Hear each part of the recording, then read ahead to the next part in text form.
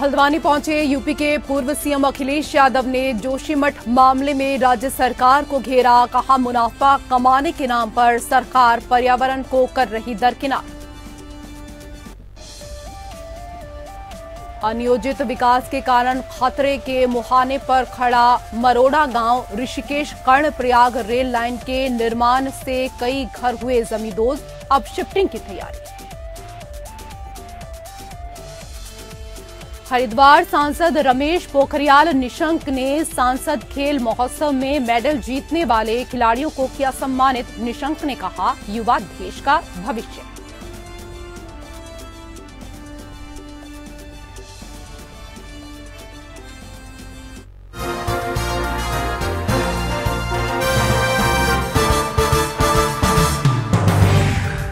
नमस्कार, स्वागत है आप सभी का। मैं हूं आपके साथ रेशु त्यागी। मुख्यमंत्री पुष्कर सिंह धामी ने कहा कि जोशीमठ को लेकर प्रदेश सरकार बेहद संवेदनशील है। हम लगातार जोशीमठ की मॉनिटरिंग कर रहे हैं और इसको लेकर अधिकारियों के साथ समीक्षा बैठक भी कर रहे हैं। जोशीमठ को लेकर जो भी बेहतर है वह सब प्रदेश सरकार की ओर से किया जा रहा है। आपको बता दें कि जोशीमठ में मकानों के धंसने की घटना के बाद से लेकर प्रदेश सरकार लगातार इस मुहिम में जुटी हुई है कि प्रभावितों को हर संभव बेहतर सुविधाएं उपलब्ध कराई जाएं। प्रभावितों के पुनर्वास और विस्थापन को लेकर अधिकारी हर संभव कोशिश में जुटे हुए हैं। जोशीमठ के लिए लगातार हम लोग लगातार मॉनिटरिंग भी कर रहे हैं, लगातार समीक्षा भी कर रहे हैं और लगातार उस पर नज़र बनाए हुए हैं कि आगे आने वाले समय में जो भी सबसे अच्छे मार्ग हो सकते हैं, अच्छा वे हो सकता है, उस वे को हम लोग आगे फॉलो। उधर सचिवालय में आयुष होम्योपैथिक कैंप का आयोजन किया गया। सीएम धामी ने कार्यशाला में शिरकत कर मीडिया से वो मुखातिब हुए। सीएम ने कहा कि यह पद्धति सदियों से हमारे साथ जुड़ी हुई है। होम्योपैथी कैंप के माध्यम से आगे इस पद्धति का जरूर विस्तार होगा और लोग इसको अपनाएंगे।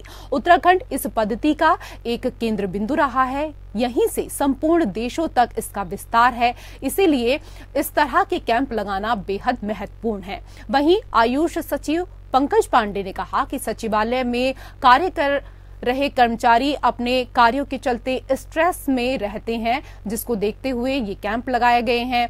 इस कैंप में क्रमिक और उनके परिवार को भी आमंत्रित किया गया है। इसके साथ ही आयुर्वेद, होम्योपैथ, पंचकर्मा इत्यादि का बेसिक इलाज यहां पर किया जा रहा है। 15 दिन तक चलने वाले इस कैंप से अगर लोगों को फायदा मिलता है और वो अपना लंबा इलाज चाहते हैं तो उनको नजदीकी केंद्र पर रेफर किया जाएगा। वहीं सचिवालय में आयोजित इस कैंप के माध्यम से लोगों को दवाइयां भी फ्री में मिल रही हैं। आयुष हमारी एक ऐसी पद्धति है जिसका अभी पिछले दिनों जब कोरोना महामारी आई थी तो जन जन ने, एक एक व्यक्ति ने पूरे संसार के अंदर इस पद्धति की महत्ता को, इसके महत्व को नज़दीक से जाना था। और इस प्रकार का जो आज कैंप हमारे सचिवालय में लगा है, निश्चित रूप से ये उसको विस्तारित करेगा, लोगों को और जागरूक करेगा और ऐसी पद्धति जो हमारे जीवन पद्धति के साथ चलने वाली पद्धति है, जो जीवन की जीने की पद्धति है, उस पद्धति के साथ चलने वाली पद्धति को और विस्तार देगी और लोगों को जागरूक करेगी और लोगों को बताएगी और लोग निश्चित रूप से इस पद्धति को अपनाकर अपने जीवन को स्वस्थ बनाने का काम करेंगे।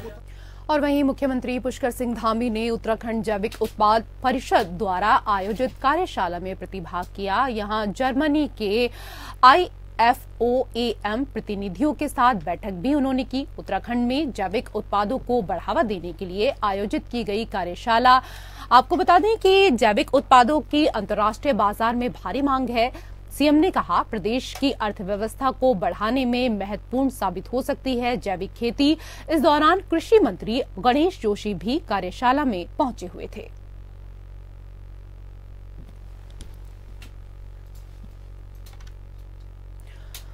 उधर हल्द्वानी पहुंचे उत्तर प्रदेश के पूर्व मुख्यमंत्री अखिलेश यादव ने जोशीमठ मामले में राज्य सरकार के खिलाफ जमकर हमला बोला। उन्होंने कहा कि मुनाफा कमाने के नाम पर सरकार पर्यावरणीय व्यवस्थाओं को दरकिनार करते हुए पहाड़ के लोगों की जान जोखिम में डालने पर लगी हुई है। अखिलेश यादव ने कहा कि लंबे समय से स्थानीय लोग, साइंटिस्ट और भूवैज्ञानिक लगातार सरकार को संकेत दे रहे थे। यहाँ एनटीपीसी द्वारा बिजली पैदा करने के नाम पर पूरे पहाड़ को संकट में डाला जा रहा है, लेकिन ये सरकार केवल मुनाफा कमाने के बारे में सोचती है। उन्होंने कहा कि उत्तराखंड, उत्तर प्रदेश सभी जगह, उत्तराखंड की अगर बात की जाए तो इस दौरान उन्होंने कहा कि उत्तराखंड में हम लोकसभा की सारी सीटों पर चुनाव लड़ेंगे, वहीं उत्तर प्रदेश में भी सभी सीटों पर चुनाव लड़ेंगे। वहीं उत्तराखंड के लोगों पर जो संकट आ रहा है, इससे पहले केदारनाथ से भी सरकार ने कुछ नहीं सीखा। वहीं अखिलेश यादव ने राहुल गांधी की भारत जोड़ो यात्रा पर पूछे गए सवाल पर कहा कि भारत जोड़ो यात्रा कांग्रेस का अपना राजनीतिक कार्यक्रम है। उन्होंने मुझे आमंत्रण दिया, इसके लिए मैंने राहुल गांधी को धन्यवाद दिया, लेकिन हमारी राजनीतिक पार्टी की अपनी मर्यादा है। वहीं दूसरी तरफ आगामी 2024 के चुनाव को लेकर उन्होंने कहा कि 24 के चुनाव से पहले अभी बीजेपी के कोई घोषणा पूरी नहीं हुई है। ऐसे में इस बार उत्तर प्रदेश से ही बीजेपी केंद्र की सत्ता में आई थी और उत्तर प्रदेश से ही बीजेपी बेदखल होगी और समाजवादी पार्टी ही इसकी शुरुआत करेगी।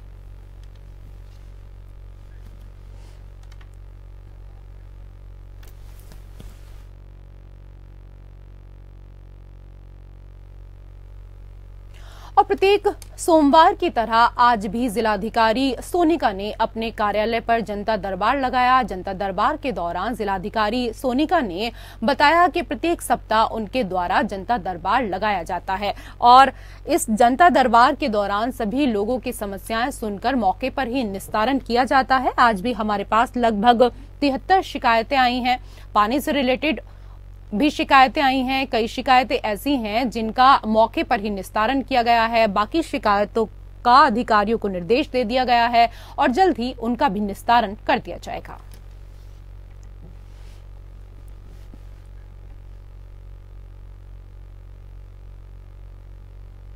आगामी 26 जनवरी से देश भर में कांग्रेस हाथ से हाथ जोड़ो यात्रा की शुरुआत करने जा रही है।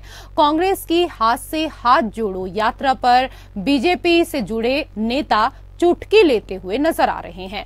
बीजेपी के प्रदेश मीडिया प्रभारी मनवीर चौहान ने कांग्रेस पार्टी की हाथ जोड़ो यात्रा पर खासा तंज कसते हुए कहा कि ये कांग्रेस का महज एक ढकोसला है। कांग्रेस चाहे वह हाथ जोड़े या कुछ भी जतन करे, इससे कुछ भी होने वाला नहीं है।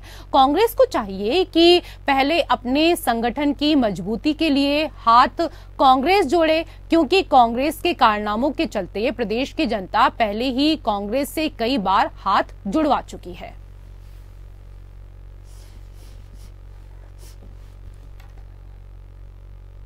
उधर पटवारी पेपर लीक मामले में पुलिस और एसआईटी टीम को बड़ी सफलता मिली है। पटवारी पेपर लीक मामले में पुलिस ने 2 अभियुक्तों को गिरफ्तार किया है। आपको बता दें कि पेपर लीक मामले में अब तक 10 लोगों की गिरफ्तारी हो चुकी है। हरिद्वार के ज्वालापुर और खानपुर क्षेत्र के सौरभ और दीपक को एसआईटी ने गिरफ्तार किया है। पेपर होने के बाद प्रश्न पत्र को नष्ट करने की दोनों को जिम्मेदारी दी गई थी। साथ ही साथ पटवारी पेपर लीक मामले के दिल्ली से भी तार जुड़े होने की खबरें अब सामने आने लगी हैं।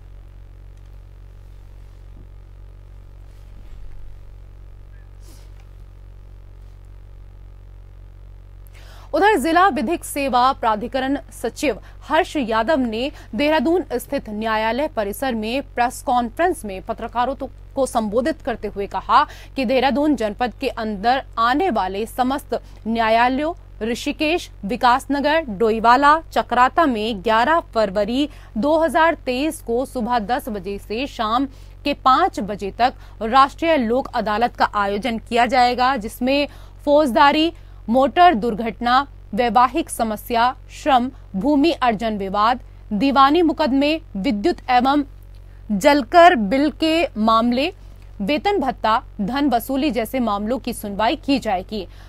आगे उन्होंने कहा कि जो व्यक्ति अपने मामलों को राष्ट्रीय लोक अदालत के माध्यम से निस्तारित करवाना चाहता है वो 10 फरवरी 2023 तक किसी भी कार्य दिवस में संबंधित न्यायालय में स्वयं या अधिवक्ता के माध्यम से आवेदन कर अपने मामलों को रजिस्टर करा सकता है।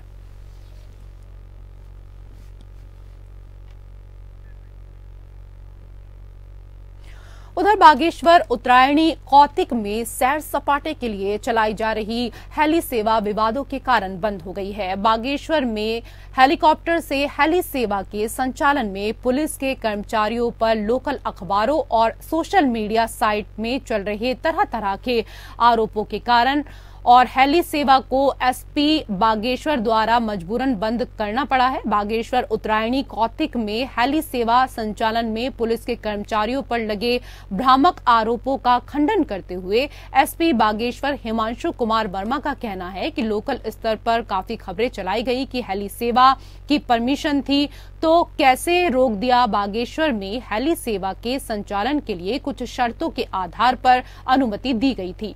सुरक्षा की कमी को देखते हुए हेली सेवा को बंद किया गया है। कुछ लोगों ने इस मामले को तूल दे दिया। एसओजी के कर्मचारियों पर अभद्रता के जो आरोप लगे हैं उसकी जांच कराई जाएगी।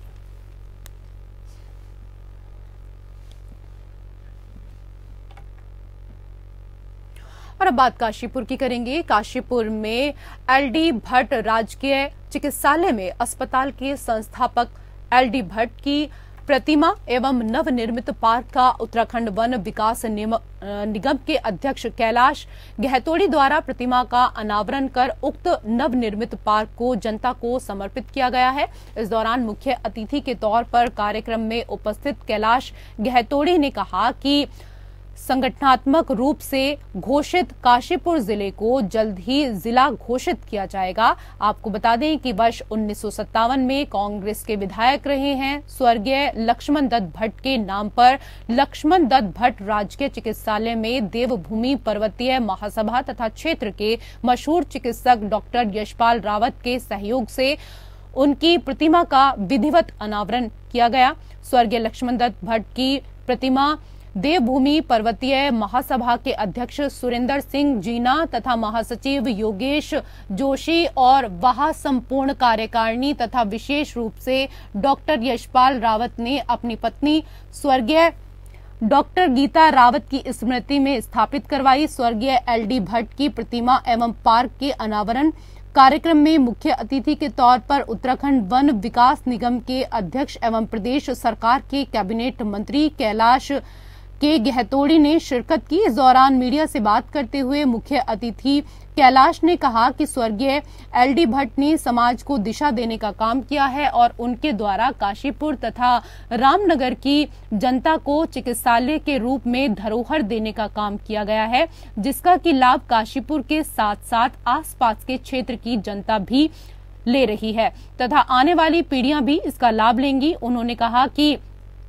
क्षेत्र में फैले हॉस्पिटल के सौंदर्यीकरण तथा विस्तार के बारे में उन्होंने कहा कि वो मुख्यमंत्री से मिलकर इसके बारे में उनको अवगत कराएंगे। साथ ही उन्होंने ये भी कहा कि जल्द ही काशीपुर के चिकित्सालय को यहां उपलब्ध सुविधाओं के अनुभव चिकित्सा उपलब्ध हो पाएगा। काशीपुर जिले के सवाल पर उन्होंने कहा कि जब कभी उत्तराखंड में नए जिलों का सृजन होगा काशीपुर का नाम सबसे पहले होगा।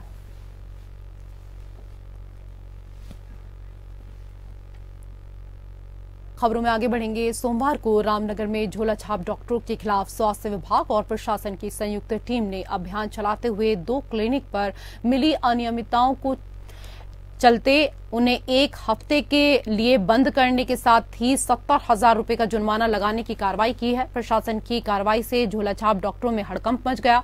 आपको बता दें कि रामनगर और ग्रामीण क्षेत्रों में पिछले लंबे समय से झोला छाप डॉक्टरों की आई बाढ़ से कई मासूम और गरीब लोग अपनी जिंदगी को दांव पर लगा चुके हैं, लेकिन स्वास्थ्य विभाग की लापरवाही के कारण इन झोला छाप डॉक्टरों पर कोई कार्रवाई न होने के चलते ये झोला छाप डॉक्टर बेखौफ होकर लोगों की जिंदगी को दांव पर लगा रहे हैं। 2 दिन पूर्व पीरू मदारा क्षेत्र में एक झोलाछाप डॉक्टर के इलाज के बाद हुई एक किशोरी की मौत के बाद स्वास्थ्य विभाग व प्रशासन में हड़कंप मचा हुआ है, जिसके बाद अब स्वास्थ्य विभाग ने झोलाछाप डॉक्टरों के खिलाफ कार्रवाई करनी शुरू कर दी है।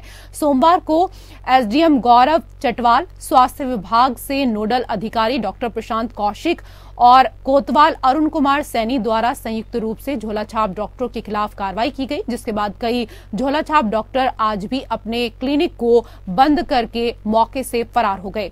मामले में जानकारी देते हुए नोडल अधिकारी डॉक्टर प्रशांत कौशिक ने बताया कि मंगलवार एक क्लिनिक को बंद करके 10,000 रुपए का जुर्माना लगाया गया है, जबकि गैस गोदाम रोड पर चल रहे अस्पताल पर भारी अनियमितताएं मिलने के चलते इस अस्पताल को भी एक हफ्ते के लिए बंद करते हुए अस्पताल संचालक पर 60,000 रुपए का जुर्माना लगाने की कार्रवाई की गई है।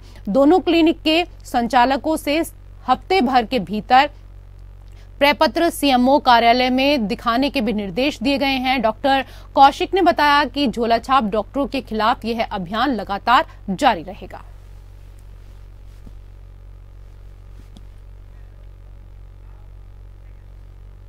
उधर पुलिस कप्तान पौड़ी श्वेता चौबे द्वारा जनपद के अंतर्गत आने वाली सभी थाना चौकी प्रभारी को वांछित अपराधियों की धरपकड़ करने हेतु निर्देशित किया गया है, जिसके क्रम में जनपद की श्रीनगर पुलिस द्वारा वर्ष 2022 के इनामी बदमाश को तमिलनाडु से गिरफ्तार करने में सफलता हासिल की गई है।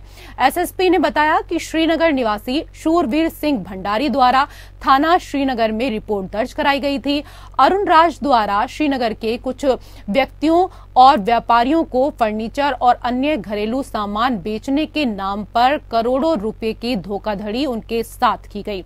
शिकायत के आधार पर पुलिस द्वारा संबंधित धाराओं में अभियुक्त के खिलाफ मुकदमा दर्ज कराया गया और अभियुक्त की गिरफ्तारी हेतु एसएसपी पौड़ी द्वारा 5,000 का इनाम भी रखा गया, जिसके बाद सुराग के आधार पर मोबाइल सर्विलांस के माध्यम से पुलिस द्वारा अभियुक्तों को तमिलनाडु से गिरफ्तार करने में सफलता हासिल हुई। उन्होंने बताया कि अभियुक्त द्वारा पूछताछ में बताया गया कि उसने करोड़ों रुपए की धोखाधड़ी इस दौरान की है। एसएसपी ने बताया कि पुलिस द्वारा अभियुक्त के अन्य आपराधिक इतिहास की जानकारी भी जुटाई जा रही है। फिलहाल अभियुक्त को गिरफ्तार कर न्यायालय में पेश किया गया।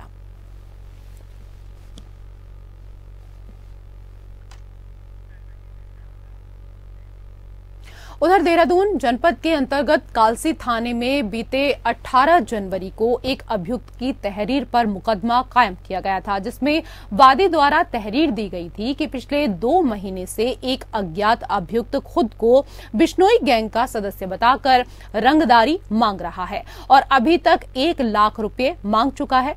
मामले में एसएसपी देहरादून ने एक टीम का गठन किया, जिस टीम ने आरोपी मनोज कुमार को आगरा से गिरफ्तार किया। एसपी ग्रामीण ने बताया कि गिरफ्तार युवक ने जिस बैंक खाते में रंगदारी मांगी थी, उस बैंक खाते को फ्रीज कर दिया गया है। अभियुक्त मनोज कुमार इटावा उत्तर प्रदेश का रहने वाला है और उत्तराखंड में मजदूरी का काम करने के लिए आया था। पुलिस अधीक्षक ने बताया कि अन्य मामलों पर भी जांच की जा रही है।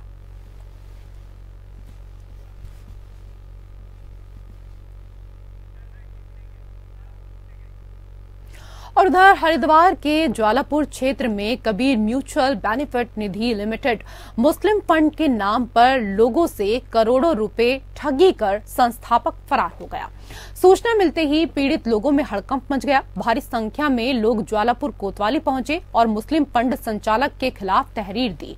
मामला गंभीर होते देख पुलिस ने तुरंत इस मामले में मुकदमा दर्ज कर मामले की जांच शुरू कर दी है। सीओ सिटी मनोज कुमार ठाकुर का कहना है कि कुछ लोग ज्वालापुर कोतवाली में तहरीर दी गई मुस्लिम फंड में उनके द्वारा पैसे जमा कराने के लिए गए थे। कल से मुस्लिम फंड का संस्थापक फरार है। मुस्लिम फंड के संस्थापक करोड़ों का गबन कर फरार हो गया। गरीब लोगों ने अपनी मेहनत की कमाई इसमें जमा कराई थी। पुलिस इस मामले में अब जांच कर रही है।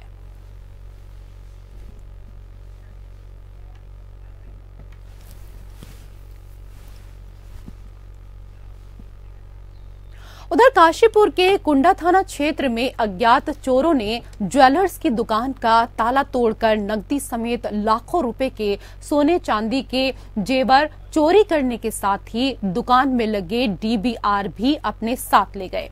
सूचना मिलने पर मौके पर पहुंचे पुलिस अधिकारियों ने मुआयना किया। पुलिस के मुताबिक घटना में कई महत्वपूर्ण सुराग हाथ लगे हैं और जल्द ही घटना का खुलासा कर दिया जाएगा।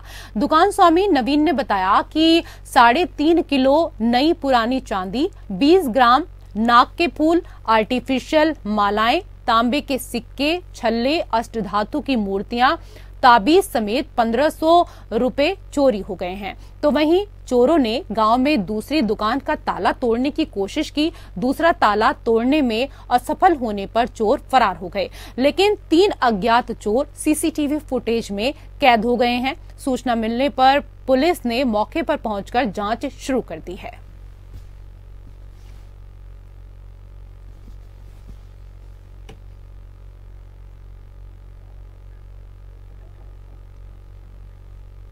उधर देहरादून स्थित रेसकोर्स में संदिग्ध परिस्थितियों में 2 शव मिलने के बाद पूरे क्षेत्र में हड़कंप मच गया है। सूचना मिलते ही जब पुलिस प्रशासन मामले की तफ्तीश करने के लिए पहुंचा तो मौके पर पुलिस को जहर के 2 इंजेक्शन मिले हैं। अब तक की तफ्तीश प्रेम प्रसंग की तरफ इशारा कर रही है। एसपी सिटी सरिता डोभाल का कहना है कि पुलिस लगातार मामले की शिनाख्त कर रही है। वहीं दोनों शव को पोस्टमार्टम के लिए भेजा जा चुका है।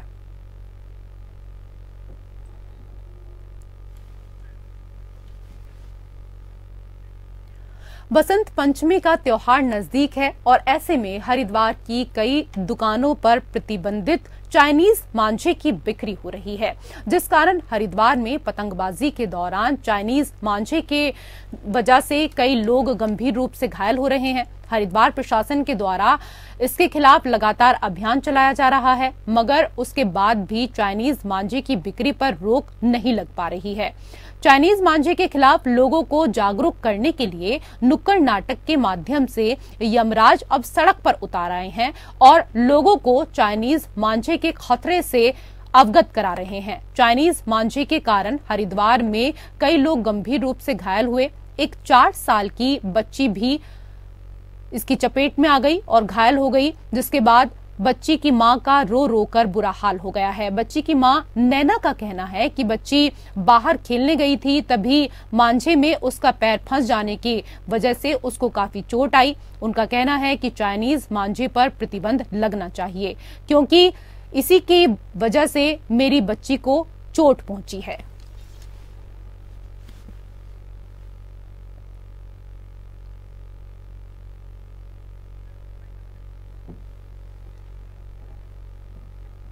और इसी के साथ उत्तराखंड की खबरों में फिलहाल इतना ही। नमस्कार।